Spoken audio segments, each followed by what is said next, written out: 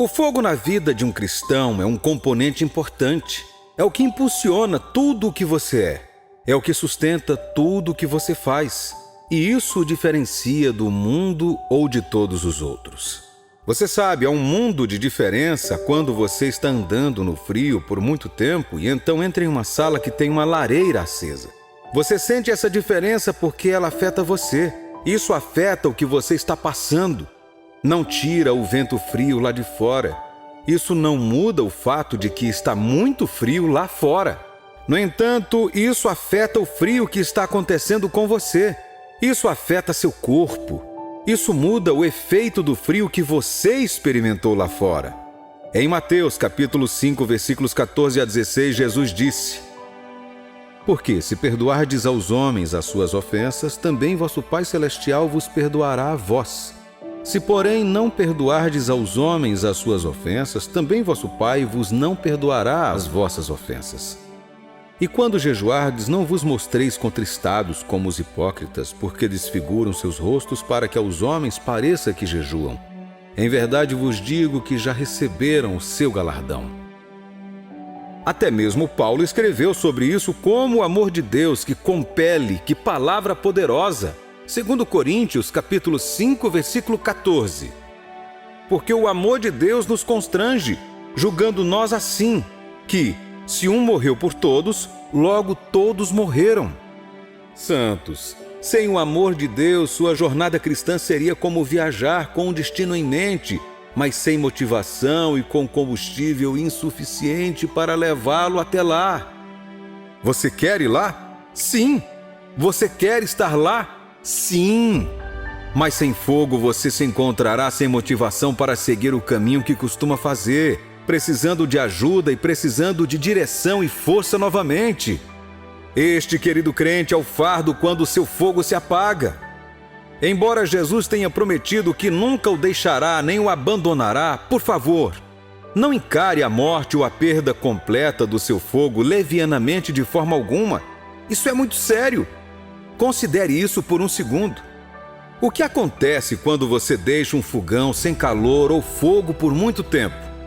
Não sei você, mas já vi aranhas e baratas construírem colônias ao redor e dentro de fogões frios antes. No entanto, quando o fogão é aceso e o fogo é restaurado, eles queimam e fogem. O que acontece quando uma casa fica desabitada por muito tempo? Roedores, ladrões, ervas daninhas e muitas outras coisas indesejadas tomam conta dela. No entanto, se estiver ocupado, nada disso acontece. Meu querido amigo, um dos planos de Satanás para você é que seu fogo se apague. Ele sabe que quando seu fogo se apaga, sua vida se torna mais fácil para ele e para os seus demônios infestarem. Se você está me ouvindo agora e seu fogo está apagando ou já se apagou, é minha oração que esta mensagem lhe traga esperança e ajude você a se conectar e reacender o fogo mais uma vez, em nome de Jesus. Amém! Em 1 Coríntios, capítulo 15, versículo 58, o Espírito Santo, falando por meio de Paulo, disse: Portanto, meus amados irmãos, sede firmes e constantes, sempre abundantes na obra do Senhor, sabendo que o vosso trabalho não é vão no Senhor. É preciso estar em chamas por Deus para você se manter firme, meu amigo. Quando o seu fogo está se apagando, um dos sinais é que você não está mais tão estável quanto antes. Você não está nem aqui nem lá. Coisas sobre as quais você já estava convencido, você começa a questionar. Coisas em que você acreditava, você começa a duvidar delas. Quando o seu fogo está se apagando, como eu disse antes, a motivação começa a morrer. Você prefere ficar sozinho do que buscar a Deus. Você que se empenharia em orar, ler a Bíblia, falar de Jesus com os outros, defender a verdade, agora você se sente uma pessoa diferente. Agora alguém tem que vir convencê-lo disso. Agora você nem consegue mais conhecer sua paixão, porque de alguma forma, como um linho fumegante, tudo que antes o agitava não agita mais. Mas graças a Deus por sua promessa para nós, esta é a nossa esperança de que, embora não seja o que desejamos experimentar, nem o que Deus deseja para nós, quando experimentamos isso ainda não é o fim da jornada. Isaías capítulo 41, versículos 9 e 10. Tu, a quem tomei desde os fins da terra, e te chamei dentre os seus mais excelentes, e te disse: Tu és o meu servo, a ti escolhi e nunca te rejeitei. Não temas, porque eu sou contigo. Não te assombres, porque eu sou teu Deus. Eu te fortaleço, e te ajudo e te sustento com a destra da minha justiça. Você precisa entender isso e acreditar enquanto se levanta para recuperar seu fogo. Se você não fizer isso, Satanás virá rapidamente tirar vantagem disso e pode tornar mais difícil para você ser restaurado. Deus nos promete que enquanto formos seus filhos, Ele estará conosco. É verdade que o grau da presença ou atividade de Deus em nossas vidas irá variar muito dependendo de quanto seu fogo está queimando em nós. Mas é digno de nota que Deus não te abandonará porque seu fogo se apagou. Se Ele diz que nunca vai deixar você, Ele fala sério. Por exemplo, quando Davi cometeu adultério, ele sabia que algo havia acontecido com ele por dentro. Foi por isso que ele escreveu a oração sincera do Salmo 51. Você já sabe que a história de Davi não acabou por causa do assassinato que ele cometeu ou do adultério. Ele foi restaurado e queimou por Deus até o seu último suspiro. Por que você deveria fazer isso quando o seu fogo se apaga, querido filho de Deus? Aqui estão 5 coisas que irão ajudá-lo a reacender o fogo de Deus em seu coração novamente. Reconheça genuinamente que seu fogo se apagou e você precisa de fogo novo. Uma das maiores mentiras que você contará a si mesmo é fingir que seu fogo ainda está queimando, quando você sabe que ele se apagou. Veja, Deus não pode ajudá-lo se você não reconhecer sua necessidade de sua ajuda. A coisa sobre o fogo de Deus é que você não pode fingir. Você pode enganar todo mundo, fazendo pensar que ainda o tem por um tempo, mas não para sempre. Você não pode enganar Deus e também não pode enganar a si mesmo. Você pode tentar por um tempo, mas com o tempo isso vai se desgastar. Sua força acabará falhando, ora, porque o fogo não é o produto da força do homem, mas da vida divina ativa dentro do homem. Então, quando seu fogo se apagar, Deus quer que você volte. Reconheça que você precisa do fogo novamente. Chame-o! Não fuja de Deus porque você está com frio. Seria mais seguro fugir de casa na noite fria ou correr para casa onde você se aqueceria, mesmo se tivesse uma briga com seus pais? Deus te ama independentemente. Lembre-se de que Ele enviou seu Filho para morrer por você, mesmo enquanto você era um pecador. Ele agora o jogaria fora? Não porque você ainda é um pecador, mas porque você esfriou? Apocalipse capítulo 22, versículo 17. E o Espírito e a esposa dizem: Vem. E quem ouve, diga: Vem. E quem tem sede, venha. E quem quiser, tome de graça da água da vida. Querido amigo, clame ao Senhor hoje com honestidade e confesse novamente a sua necessidade do fogo dele em sua vida. Ele está mais do que disposto a responder e restaurar você. Reconstrua seu altar de oração. A oração provou ser o lugar do crente para gerar poder. Portanto, quando o inimigo quer te derrubar, ele te deixa sem oração. Portanto, se a falta de oração está associada à impotência, orar é uma maneira infalível de acender seu fogo interior. Não é de admirar, Judas 20 diz que edificamos nossa fé, recarregamos nosso homem interior orando no Espírito Santo. Eu encorajo você a voltar ao seu altar de oração. Comece a passar tempo novamente em oração com Deus. Há um limite para o que você pode fazer com sua própria força. Você precisa da força de Deus e isso se encontra na oração. Alimente-se da palavra. Ler e passar tempo com a palavra de Deus, a Bíblia, nunca pode ser superestimado. O próprio crente é fruto da palavra de Deus. Portanto, ele só sobreviverá alimentando-se da palavra.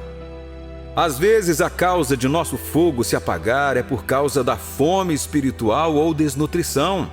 Alguns de nós se alimentam das coisas erradas em vez da palavra de Deus. Portanto, nosso homem interior sofre por isso e nosso fogo se apaga. No entanto, o caminho para o seu fogo não está completo sem a palavra de Deus. Jeremias escreveu sobre o fogo novamente em Jeremias capítulo 23, versículo 29. Ele escreveu: porventura, a minha palavra não é como fogo, diz o Senhor, e como um martelo que esmiuça a pedra? Então, para acender o fogo novamente, você precisa voltar para a palavra de Deus. Deixe-me dizer rapidamente que planejar e implementar uma rotina de comunhão pessoal, de oração e estudo da palavra de Deus, ou ler um livro, ou ouvir um professor, pregador, baseado na palavra, também é uma ajuda muito poderosa para reavivar seu fogo espiritual. Separe-se dos extintores. Muitas vezes, alguns de nós não sabemos que o motivo pelo qual nosso fogo está se apagando não é apenas a ausência de fome de algumas coisas, mas a presença de outras. A presença de uma coisa pode levar à ausência de outra. Por exemplo, a presença de um vazamento em um balão de ar levará à perda de ar desse balão. A presença de um espaço fechado em torno de um incêndio resultará na ausência de oxigênio, sem o qual o incêndio morrerá. Olhe à sua volta. Talvez a razão pela qual seu fogo esteja se apagando seja por causa das coisas ou pessoas às quais você se apegou. Para que seu fogo volte a arder, meu amigo, encorajo-o a separar-se deles. Deixa eles irem, não se apeguem às coisas das quais Deus quer que vocês tirem as mãos. Eles o limitarão em sua caminhada com Jesus. Qualquer coisa que queira tomar o lugar de Deus é um extintor de incêndio. Fique longe disso. O que quer que o encoraje a não ver ou a não levar os negócios de Deus tão a sério e tão sagrado quanto você deveria é um extintor de incêndio. É apenas uma questão de tempo até que eles o afastem da fonte de calor. Deus está muito interessado nas pessoas ao seu redor. Ou eles estão afiando você ou deixando você cego. Ou eles estão adicionando mais chamas ou sugando você. Compartilhe sua fé com frequência. Por fim, quanto mais você compartilhar sua fé, mais você crescerá nela. Quanto mais você falar sobre a palavra de Deus com os outros, mais do seu fogo você construirá dentro de você.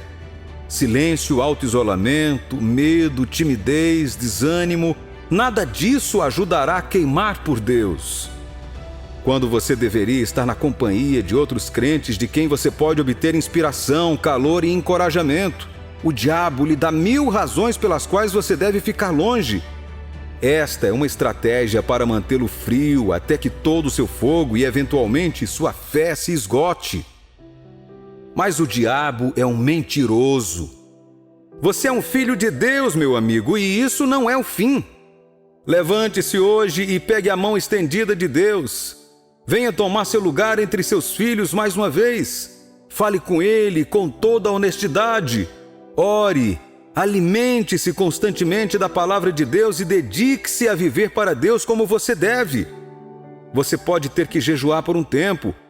Faça isso para se livrar dos pesos em seu espírito e se abrir para Deus. Você vai ver reanimá-lo novamente, e quando Deus o reviver, você se tornará a luz que o mundo deve ver você ser.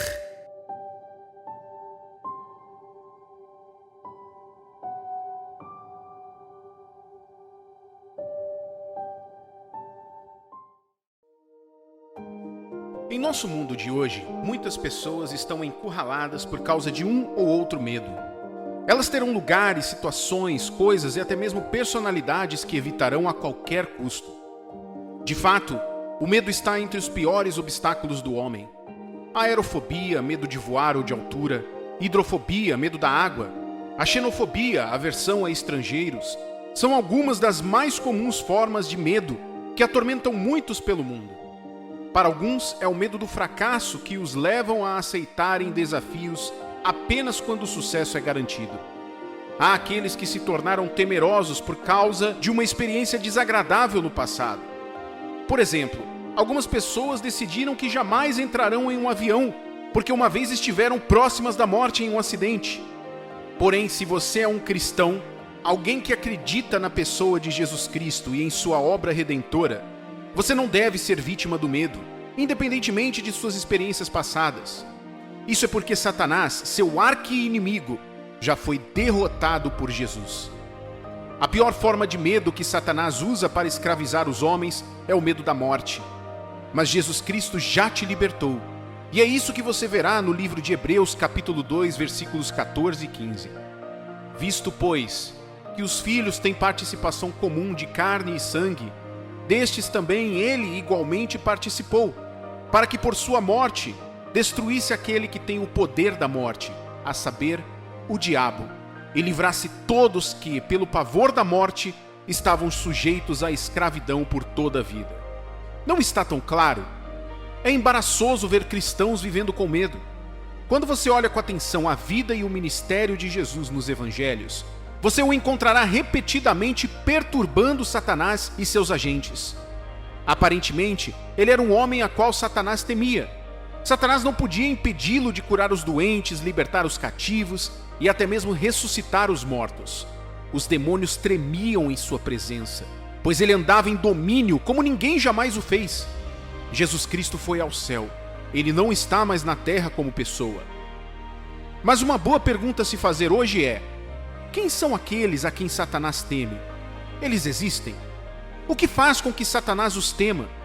Se somos familiares com a Bíblia, não é muito difícil ter as respostas para essas questões.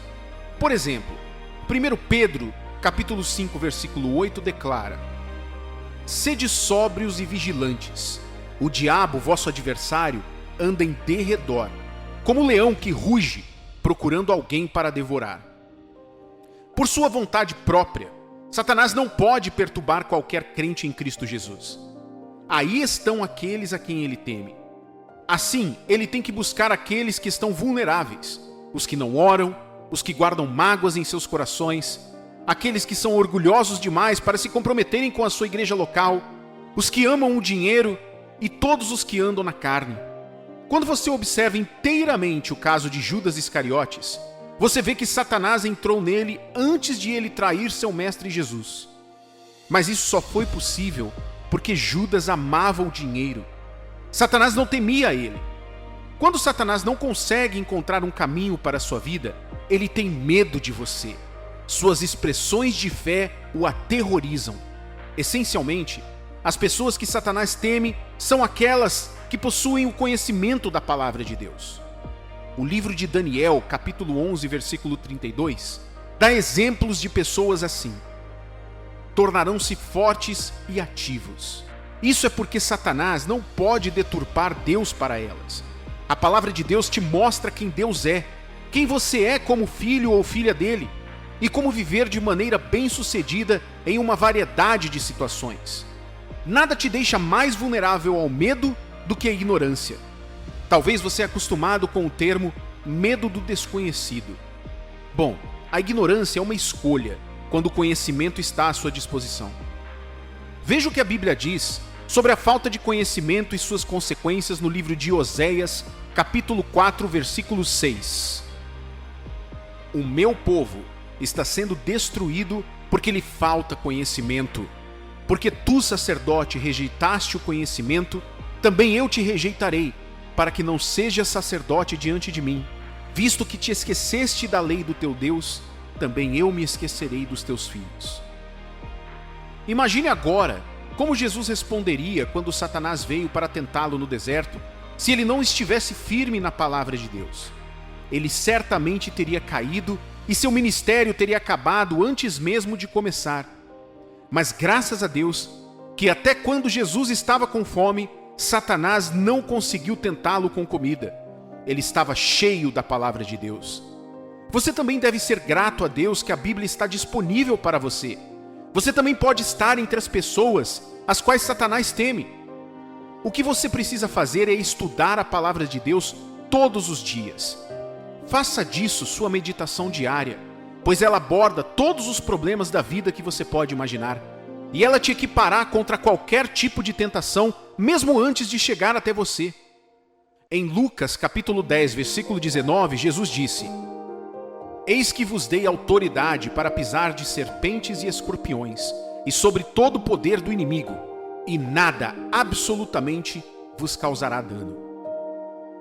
Você é um homem ou uma mulher de autoridade, então não despreze a si. A palavra de Deus é o que verdadeiramente te define. Sabendo e andando na sua verdade, fará com que Satanás tenha pavor de você. A Bíblia não é apenas uma coleção de histórias como muitos pensam. Ela é verdadeiramente aplicável a você hoje, pois a palavra de Deus transcende o tempo. Quando você é entendido da palavra de Deus, você será forte e corajoso até mesmo em face da adversidade. Você continuamente prosperará contra todas as expectativas. Você terá alegria em meio à adversidade, pois sabe que ela é temporária. O que quer que Satanás coloque em seu caminho, falhará. Veja que o alvo primário de Satanás é a sua mente. Se ele conseguir corromper seus pensamentos, ele pode mantê-lo estagnado. Muitos cristãos hoje em dia estão cheios de desculpas para o porquê de não tomarem os passos necessários para impedir isso. E a raiz dessas desculpas nada mais é do que o medo. É por isso que dar ouvidos à palavra de Deus é algo inegociável. Quando você deixa a verdade governar seus pensamentos, o medo não pode entrar. Mas leva tempo e diligência para ter a palavra de Deus dentro de você. Então você tem que ter disciplina. Se Paulo e Silas não soubessem que Deus estava com eles na prisão, eles não teriam orado e cantado louvores a ele à meia-noite. Eles se alegraram e confiaram em Deus até que ele os livrou de maneira sobrenatural. É muito mais fácil você se tornar depressivo por causa de seus infortúnios. E é exatamente isso que Satanás quer para você. Sua resposta para os problemas da vida é mais importante do que os problemas em si. Ao mesmo tempo, Satanás se empenhará em aumentar suas frustrações, ofensas, dívidas, contas atrasadas e qualquer outro desafio que te confronta. Mas Satanás tem medo que você comece a se alegrar, orar e falar da palavra de Deus para si mesmo, não importa o que esteja enfrentando. Satanás teme outro grupo de pessoas e você pode decidir se juntar a ele. Se preocupar e reclamar não ajudará a você e nem a ninguém. Você precisa saber que há pessoas na mesma situação que você e que algumas delas estão até piores. Comece a olhar para além de si mesmo e buscar essas pessoas. Você pode até se deparar com pessoas que têm necessidades que você pode suprir. Levante-se e haja, pois seu potencial ameaça Satanás. Nada acontecerá até que você comece a agir corretamente. Satanás não determina o seu sucesso, ele está nas suas mãos. Não fique afixado no problema. Olhe para além de onde você quer chegar. Coloque a palavra de Deus no seu coração e na sua boca. E então, encare corajosamente o desafio, assim como Davi fez com Golias. Você chegará a novos níveis e conquistará novos terrenos. Aprenda a entregar todas as suas preocupações ao Senhor e a ter a confiança de que Ele cuidará de tudo. Quanto a você, vai e ministre para os doentes, visite orfanatos e seja útil na sua comunidade. Não aceite o pensamento de que você não tem nada para dar ou oferecer. Satanás tem medo de suas ações positivas e fará qualquer coisa para bloqueá-las. É por isso que ele magnifica os desafios para cegá-lo de seu potencial. Voltando ao jardim do Éden, você pode ver que o homem foi a maior criação de Deus. Era apenas o homem que tinha a imagem e semelhança de Deus em toda a terra. E tudo, seres viventes e não viventes, estava sujeito a ele. Satanás sabia disso muito bem, e tudo o que ele podia fazer era se aproximar de Eva de maneira sutil e enganosa.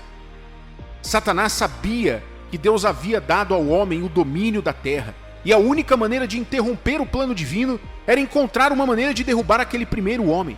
Infelizmente, Satanás conseguiu com Adão e Eva, até que Jesus veio para redimir o homem. E Satanás tentou enganar Jesus no deserto, mas falhou desastrosamente. É por isso que Satanás deve ter medo de você como um cristão. Você é um aviso constante da vitória de Jesus sobre ele. Se você está entre os que têm medo de Satanás, é porque você ainda não teve uma revelação pessoal de quem Jesus Cristo é, o que ele veio fazer por você na terra e o que crer nele já trouxe para você. É isso que te libertará e te colocará entre aqueles a quem Satanás teme. Os Atos dos Apóstolos é um resumo das conquistas de homens e mulheres comuns que receberam primeiro o Evangelho de Jesus Cristo e foram cheios do Espírito Santo após sua ascensão. Pedro era um pescador quando Jesus o conheceu. Foi o evangelho que o transformou em um homem que pregou para multidões, fez milagres e até ressuscitou uma menina. Você tem tudo e muito mais do que os apóstolos tinham à sua disposição. Eles tinham só o Velho Testamento, mas você tem os dois, o Velho e o Novo. Veja o que diz Tiago, capítulo 4, versículo 7. Sujeitai-vos, portanto, a Deus, e resisti ao diabo, e ele fugirá de vós. Por que Satanás fugirá quando você resistir a ele? Porque ele tem medo de você. Seja encorajado, pois você é mais que vencedor em Cristo Jesus. Não fique sempre explicando ou justificando seus medos. Confronte-os e vença. Seja como os famosos 4 leprosos que se sentavam às portas de Samaria. Eles estavam em uma situação desesperadora. Havia fome no país e o acampamento do exército sírio estava próximo a eles. Ao invés de morrerem às portas, eles arriscaram e foram ao acampamento do inimigo. Suas vidas foram preservadas e eles obtiveram ricos tesouros. Pare de permitir que sua vida seja governada por experiências passadas e não fique esperando o pior acontecer. Não há como desfrutar da vida assim. Seja alguém que arrisca. Notáveis conquistadores não esperam por condições favoráveis.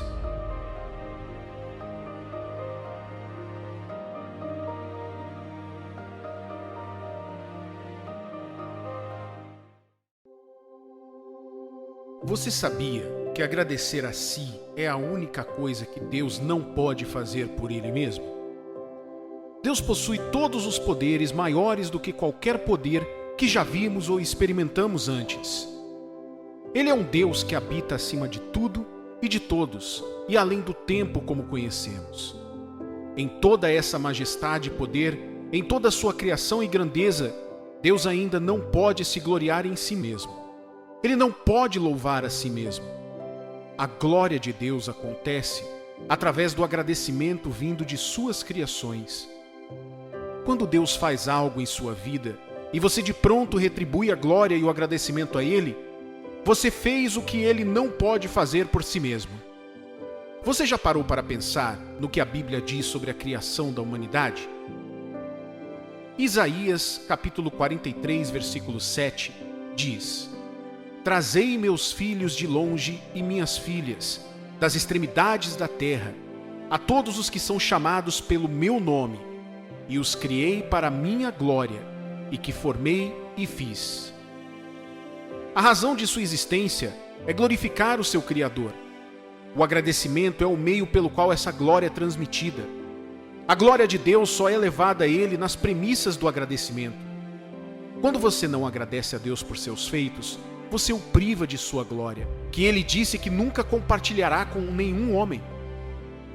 Quando você nega o agradecimento a Deus, você está inadvertidamente confirmando aos céus que qualquer coisa boa que acabou de acontecer com você foi fruto de sua própria força.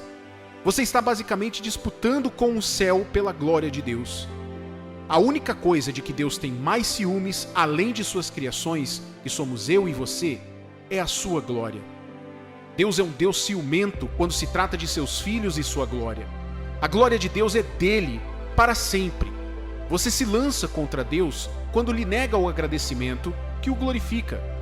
Nunca se permita chegar àquele ponto em que seu coração começa a dizer que você é suficiente por si mesmo.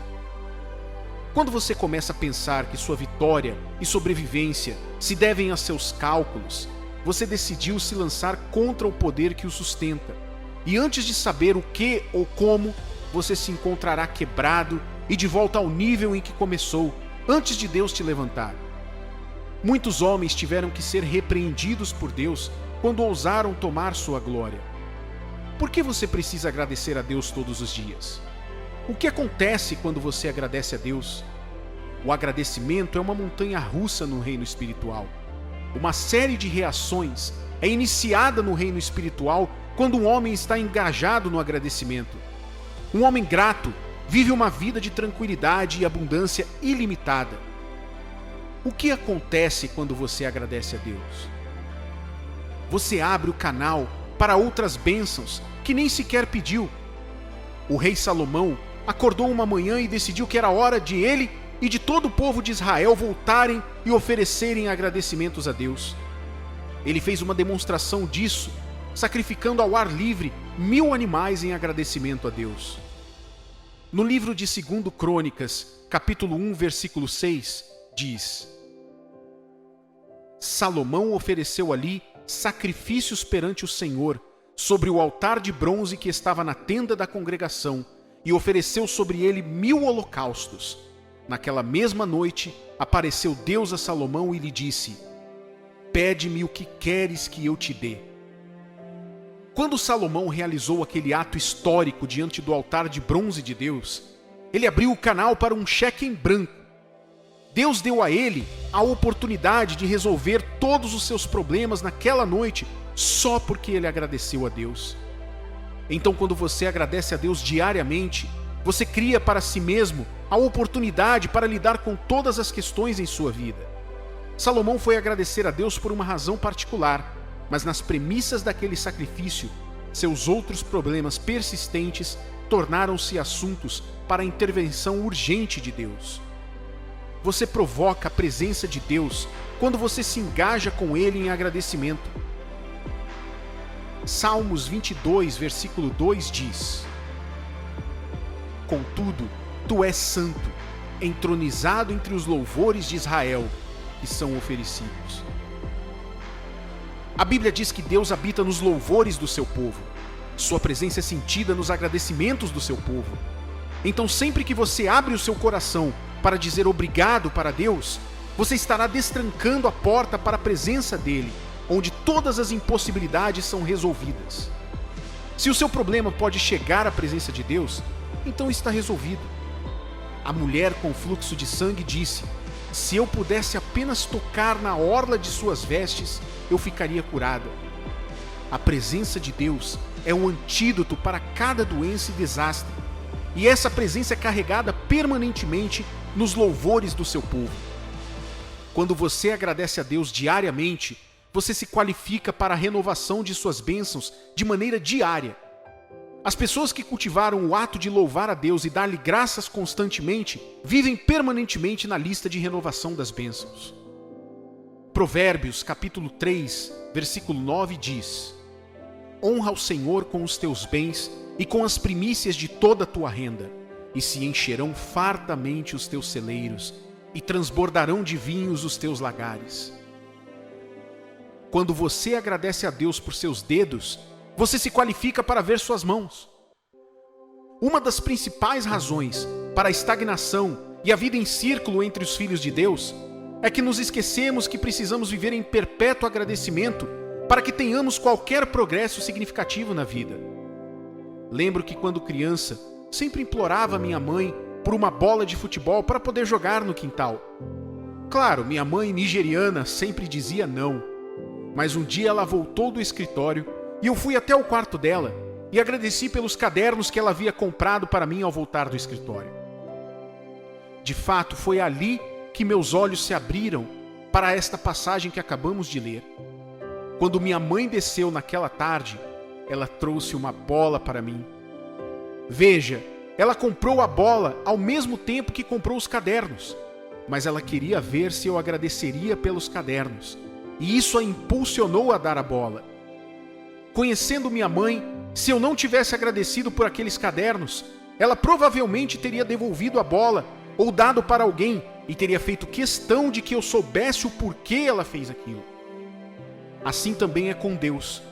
Todas as suas bênçãos estão prontamente disponíveis e prontas no depósito do céu, mas você só pode acessá-las pela instrumentalidade do agradecimento. Então, quando você agradece a Deus? Muitas vezes, nos deparamos com tantas coisas que na verdade esquecemos e negligenciamos o agradecimento. Ignorar o lugar de agradecimento é tão perigoso quanto a idolatria a Deus. O que quero dizer? Muitos de nós esquecemos de retornar o agradecimento a Deus quando obtemos as vitórias. Ficamos tão extasiados e empolgados com as coisas boas da vida que esquecemos como tudo isso aconteceu. Então, quando você precisa agradecer a Deus? Agradeça a Deus quando o milagre acontecer para que ele possa ser completo. Jesus, durante o seu tempo na terra, encontrou 10 homens acometidos de lepra e teve compaixão de curá-los. Ele deu instruções a eles e os 10 obedeceram e ficaram curados da doença, mas apenas um voltou. Os outros homens ficaram em júbilo e êxtase e esqueceram de quem veio essa vitória, exceto um deles, que voltou para onde Jesus estava para lhe agradecer. E a Bíblia registra no livro de Lucas, capítulo 17, versículo 17, que Jesus perguntou: não eram 10 os que foram curados? Onde estão os 9? Não houve porventura quem voltasse para dar glórias a Deus, senão este estrangeiro? E disse-lhe: levanta-te e vai, a tua fé te salvou. O homem que voltou para agradecer a Jesus também recebeu a plenitude, além da cura que obteve anteriormente. Não se empolgue a ponto de não perceber que a vitória que você está comemorando foi obra e expressão do poder de Deus. Anteriormente dissemos como é perigoso esquecer de Deus após a vitória, porque isso significa que você está compartilhando da glória dele com ele. Agradeça a Deus em meio aos problemas. Sim, você ouviu direito. Mesmo em meio a todas as tribulações da sua vida, agradeça a Deus. Na verdade, o melhor momento para agradecer a Deus é em meio aos desafios. Lembra dos filhos de Israel diante da poderosa e indestrutível muralha de Jericó? Você se lembra do que Deus lhes disse para fazer em meio àquela situação? Ele lhes disse para cantar, dançar e agradecer a Ele. Ouça-me, filho de Deus. Quando você agradece a Deus em meio aos problemas, você o convida conscientemente para a batalha, porque Ele habita no meio dos louvores do seu povo. No meio da guerra, no meio da luta, no meio das tribulações, levante os olhos para os montes e, em vez de reclamar, murmurar e lamentar, levante um canto de adoração e ação de graças a Deus e veja-o entrar em ação. Em muitas ocasiões em minha vida me encontrei em meio a situações e desafios que desafiam até mesmo minha própria compreensão. Eu não conseguia nem entender os próprios problemas e nem procurar por soluções. No meio daquela confusão e pânico inicial, sintonizei meu coração no agradecimento e, sem ao menos esperar, as mesmas questões que eu não conseguia sequer entender se tornaram mais claras para eu lidar. Ou, na maioria das vezes, os desafios e os desafiantes simplesmente se dissiparam da mesma forma que vieram. Você já parou para pensar no que a Bíblia diz sobre as formas de agradecer a Deus? Existem diferentes formas e maneiras pelas quais você pode agradecer a Deus. Nos tempos bíblicos, as pessoas agradeciam a Deus com sacrifícios de animais e holocaustos. Você pode agradecer a Deus com suas doações aos pobres, à obra de Deus e aos seus servos. Você pode agradecer a Deus por meio de adoração, canções, escritos e poemas, como o rei Davi e o rei Salomão fizeram no livro de Salmos e Cânticos de Salomão. Você pode agradecer a Deus em danças e qualquer expressão de agradecimento a Ele. Mas como exatamente você deve executar essas formas de agradecimento? Em espírito e em verdade. Existe uma diretriz geralmente aceita sobre como agradecer a Deus e reverenciá-lo, e Jesus comunicou isso no livro de João, capítulo 4, versículos 23 e 24. Mas vem a hora, e já chegou, em que os verdadeiros adoradores adorarão o Pai em espírito e em verdade, porque são estes que o Pai procura para seus adoradores. Deus é espírito, e importa que os seus adoradores o adorem em espírito e em verdade.